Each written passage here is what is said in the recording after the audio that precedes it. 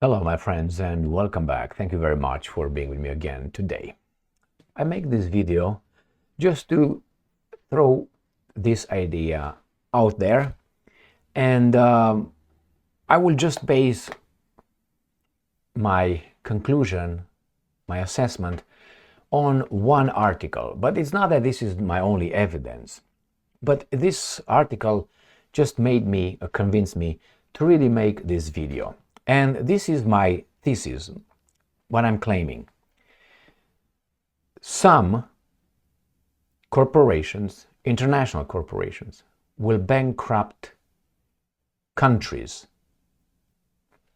And they will bankrupt the countries with the support of the people elected with their help, with their financial help. I'm talking in this case about the military-industrial complex. We're going to talk about the pros and the cons, because you can say, well, why would they do that? Why would they destroy or bankrupt the source of their income? And I will explain why. But let me show you first the article that just made me make this video. It comes from Sputnik. Not necessarily it comes from Sputnik. As I said, I paid attention to this situation with the dynamics of this, I think, situation we are in for some time. And this is what these guys say. Poland to churn out launchers for US Patriots as Ukraine proxy war drains stocks. So, commitments to deliver US Patriot surface-to-air missile defense systems to stoke up NATO's proxy conflict in Ukraine has been draining Western countries' stocks. The US has been increasingly looking to outsource production of the systems, with a joint US-Japan project hitting a stumbling block in July. Poland will be churning out components for the US-made Patriot air defense batteries, which are in hot demand amid NATO. All right, so some people can say, well, great, Poland is great, yes, but who pays for that? I mean, if the countries will be as rich as they say they are, we should have a higher standard of living. We don't. Our standard of living is decreasing. The problem is the Poland's standard of living probably is going up. The Americans is going down. Since what? 1977, I think? Since 1977, the American dollar purchase power of the individuals decreased. I'm talking about not about those guys, 1% or 3% or 5%, which come and go. It's not that they always are over there. No, that's a mistake. They come and go. The rest of us. Opa. So, what do? They're not going to run out of this. They're going to drain. It's like a flea, like a parasite. A parasite goes to somewhere where it's clean. They go to something where it's clean. They show up. Why? Because that's where they can destroy what is clean. Because if it's already dirty, they don't have the resources to turn it into their lives. So this, I'm not calling necessarily these parasites the businesses. The problem is if they are out of control, and I think they are, and they control us and countries, they will destroy us. They will not destroy themselves. The guys in charge of these international businesses, they will not destroy themselves. They will destroy all of us. You know why? Because this is a big globe. And like, for instance, these are not stupid people. These might be greedy. We are all greedy, more or less. If you think you're not greedy, then, I don't know, don't drive, don't have two cars, just have one car. Don't have a house with, I don't know, how many TV sets. In many ways you see that we are also greedy at our baboon level. So what do these guys do? Why do you think they helped countries that before were poor as fuck? They got investments from the rich countries, 1970s, 1980s, and they transferred little by little other countries. They create another area where when the parasites will destroy this organism, this will grow. Like Poland, for instance, Romania, their standard of living increased. The Western countries' standard of living decreased. Why? Capital taken, given to these manufactured jobs, and so on. So these guys grew, these guys decreased. So then when these guys are going to grow, they're going to switch positions. And they're going to use this new host with resources and drain this one and get the other one bigger. And then again, they revert it, and again. That's the way it works. You're going to see the Western world, little by little, you're going to go down. The problem is they have nuclear weapons. What do you do? Well, you baboon these guys to such a level that they will not be able to really counter. They will believe in the democracy that they are fed. They believe in the this and that. That country is perfect. That country is not perfect. It's bad. Well, this is good. We are all good all the time, and we are the best, even if might not be the case in the future. So that's the way these guys. So they prepare, like for instance, a person who tries to deforest an area. He makes sure that he plants first here trees, and they're trees, and they're like a person, for instance, the guys with the Christmas trees farms. They don't have only one plot with trees that grow here and then they cut them all in one season or 2 seasons, because after that they grew too big, you can't sell them. So what are you going to do? Bankrupt? No, you plant different plots and the trees grow at different levels. So every year after you deforest one, you go and you plant again over there, you go to the next one which is ready, and so on. This is what the businesses are doing. We are just a plot of land that is our turn.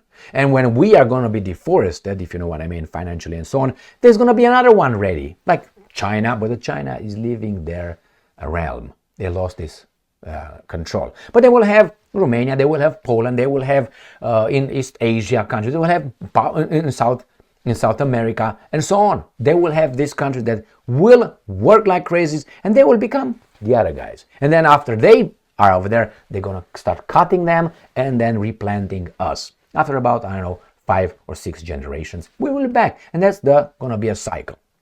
That's how I think things will be, my friends. And who are these companies? These companies are international companies that function by having orders, receiving orders from the government, orders in a way of, contracts. And the government is made by people who were elected, who appointed baboons, and they make decisions in our name to create orders, for these guys so they can build things. Now, in this case, we have financial system, banks, money, that will always rebuild. Because you see, we depend on the banks, not the banks depend on us. I said this many, many times before, that inverted reality. Remember, a bank is like a rib, and we, the people, right, are the organism. We can live without a rib. The rib set down here on this desk means nothing. It's going to rotten, it's going to die, it's dead already. You will not. But somehow the rib became more important than the organism. The banks, we are at the whim or whatever of the banks. We, our children, our nations, we owe them. Yeah, how come? Who are, and we know exactly the names, who got us in this situation. Their names. I'm not going to start with a NAFTA and this is garbage. Back and back and back. That's why, one of the reasons why my favorite US president was Andrew Jackson. He killed the bank. But after he died, they brought it back, including the 1913 Jackal Island, little Federal Reserve Act in the middle of the Christmas Day. Anyway, my friends, so we are at the, whatever those guys say. And then we have the campaign donations, and you have the businesses. Like, for instance, let's take the guys who right now are having huge profits, the arms industries. We have, for an example, Lloyd Austin, a general in the US military. After he got to a point to retire from the government, he was immediately appointed to Raytheon, if I remember correctly. Raytheon, arms military industry manufacturing company, builds weapons that works with the Pentagon. So he was appointed in the board of directors over there, just parachuted over there. What did he do while he was the general in the US Army? To be just put over there. And then after that, he was catapulted as the Defense Ministry, Secretary of Defense of the United States of America.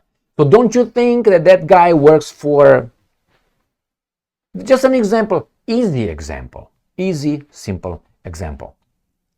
And these guys will fight for contracts for Raytheon, Boeing, Lockheed Martin, Rheinmetall, those guys in Germany, and so on. And then you have the baboons who will get elected with whose money? And then they get elected. Who do you think they're going to work for? For you? How much you donated? $25?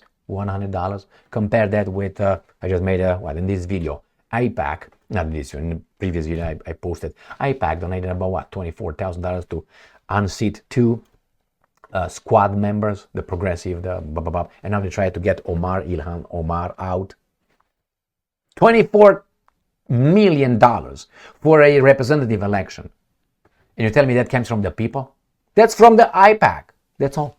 It's an example. There are many other special interests, as they like to call them. This is bribery. For me, in my books, that's bribery. And they love this kind of democracy. So, yeah, and then you have what? So you have the mass media who's going to baboon us and our children, the new generation, into believing in this system. Go and vote for garbage A versus garbage B and hate your fellow this and hate your fellow that because he's different than you are. And they're over there, they're counting the money and doing. So these guys are going to bankrupt the countries that do not produce but consume. Each and every country in the world, in the West, is consuming more than it produces. And they live on debt. Look at the debt, national debt of each of the Western countries. You're going to find out we are in big trouble. How? Who do we have? Who are the creditors? International banking system. And some other countries like China. Why? Because they're smart. They're not with the international banking system yet. But why? Because they built China. And then China goes like this after we go down. China, remember, people say, oh, no, China. How was China has the economic boom? If in 1970s, at the end, and beginning of 1980s, the Western will make it illegal with the punishment of, like the South Koreans. South Koreans did it in the 70s. There was death penalty if you take a percentage of your profits and you invest it outside. Death penalty was in South Korea. And invested somewhere, wherever, in Mexico, in South, or even South Korea, or China in this case. China would be there in 1970s economically, this in 2024. I guarantee you that. And I'm not saying they're not smart people or hardworking people. And you put the capital back where it was formed in your ancestors that created this country. So that tells me these guys have no allegiance to you, to the nation, to your values. BS. Thank you very much for being with me again today. These guys will bankrupt us. And will bankrupt us because we're not going to produce shit, but we're going to consume. In this case, these guys with the military-industrial complex is an example. The banks will help us reconstruct, rebuild what the military will destroy with the weapons provided by these guys. You understand the thing? And they are taking our taxes for that. And not only my tax, it's going to be my children's tax, because that's going to be dropping on them. Based on loans, not on real production. We are a post-industrial society. We are actually a service society. What kind of service? Among each other, give me your thing, I give you mine or something? What? We don't produce shit. What do we produce? Oh, we produce cars, okay. See, where's our manufacturing? If you don't produce shit, you don't have it. You have the petrodollar, but that's going away. Why? The Russians and Chinese, and not only said, okay, bye-bye, we're strong enough to queue up. You want Ukraine? All right. That's why Ukraine partly is over there. What's going on over there? Because China, Russia, all these guys need to be brought back into the Western so-called financial system and their little schemers. Thank you very much for being with me again today. Stay strong, stay smart, look for the truth, and be just.